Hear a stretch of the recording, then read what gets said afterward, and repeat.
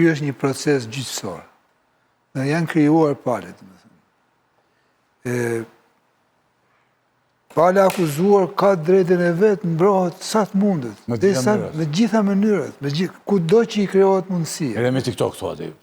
Po është e mundur nëse i lejo, se unë tani këtu ka dalë ky problemi që janë i përdorin në mënyrë ilegale apo legale.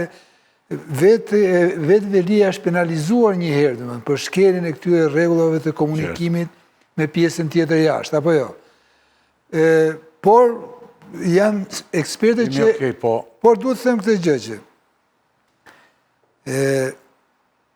nuk pin ujë asnjë kërcënim, po ta them. Pin ujë thotë. As me TikTok, as me tribuna, as me foltore, as me Instagram. Kur thot aty preç edhe për kolegët e tjerë, duket sikur e ka identifikuar këtë Nesti, si e ka i Nesti? Po nuk vlen.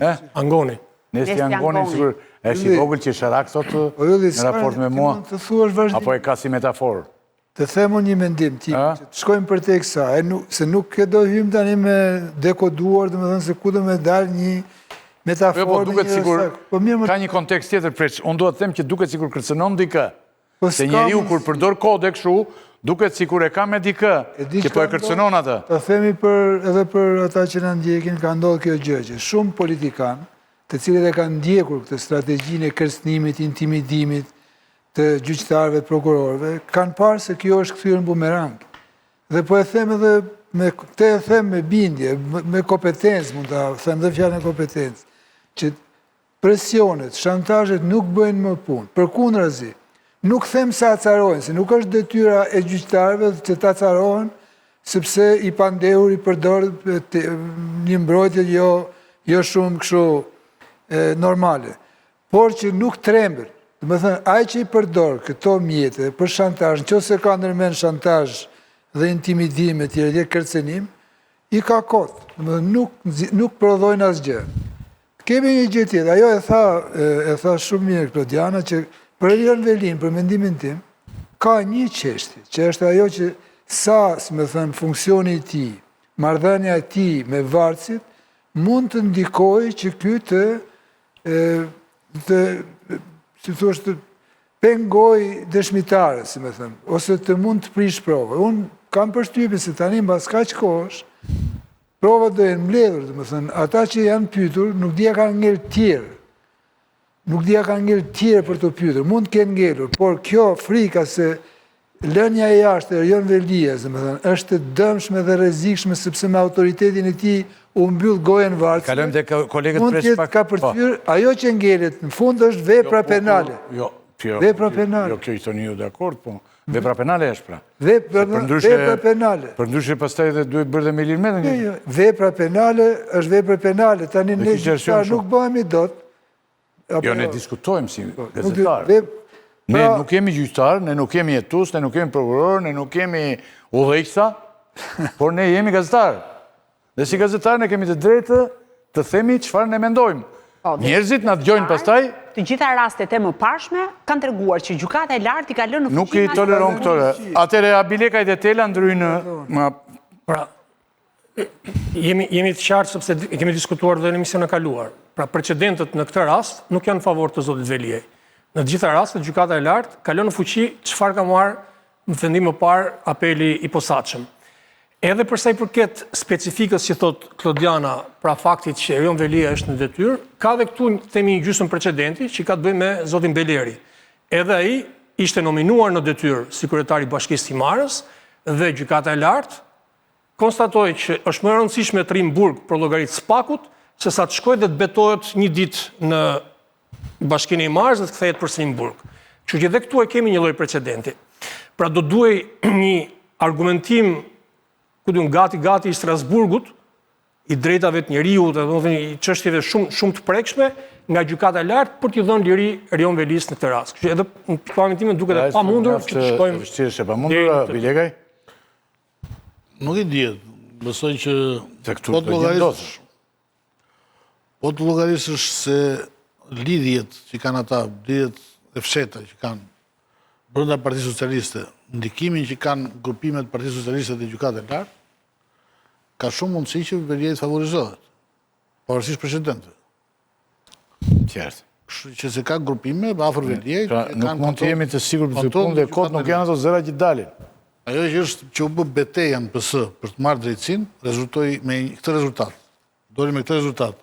Spakun në përgjithësi e mori Rama, që ose ju keni parë se si Klodita Bush ka thoshtë se kemi njerëzit tanë në spak, kryesisht për BKH-n, se këta i kanë marrë vërtet to, nuk flasim kot, magistratët janë futur vërtet ta, nga freshje dhe nga Akademia Socialiste. Ndërsa gjykatën e lartë ka një influencë shumë madhe grupi Veliajt. Kështu që nuk përjashtohet që gjykata e lartë të veprojnë në favor të Veliajt në nxitur politikisht, kuptohet. Dhe nuk është asnjë çuditësi pse ne kemi një kryetar gjykate e lartë i cili po kryen aktivitet politik të palishëm në kundrejt gjykatës kushtetuese sot. Kështu që ky është një nga ato. Ju nxorët disa nga statuset e Veliajt që ka bërë më parë në TikTok. Po. Dhe ne thamë dhe njerë në shkuar që se si shpjegohet që veprimtaria e tij në TikTok me veprimtaria e tij në Facebook dhe në Instagram janë të kundërta me njëra tjetër. Dhe ato vazhdojnë të jenë të kundërta me njëra tjetër. Facebooku me TikTokun. Po. Dhe kjo është shumë e dushim për të. Pra nuk e bën një... Sot ai ka bërë një tërheqje dhe ka thënë që këto që bëjnë TikTok nuk duhen marrë seriozisht, një status të ri të fundit, por mediat mund t'i marrin seriozisht dhe spekulojnë me to sa duan, por këto nuk janë serioze. Ndërkohë që ato që na ka shtyrë ne ta marrim seriozisht janë pikërisht këto dy fakte. E para që ai është marrë me personazhe konkrete, pavarësisht se ne si Angonin ne nuk e njohim. Ai e njeh. Dhe ai e njeh. Dhe e dyta, sepse përmbajtja e tyre është e kundërt me përmbajtjen servile ndaj Ramës në Facebook. Është përmbajtje kritike ndaj atyre që sulmuan. Interesant. Kështu që kjo tregon që ka një luftë që zjen dhe që ne nuk e dim me fakte, nuk e kemi, sepse ne nuk e dim çfarë marrëdhënies kanë me një tjetrin socialistët, nuk vetëm të spekulojmë, nuk mund të spekulojmë. Dhe kjo luftë është duke vepruar sidomos tani me këtë vendim i cili është shumë kritik për Veliaj. Qartë.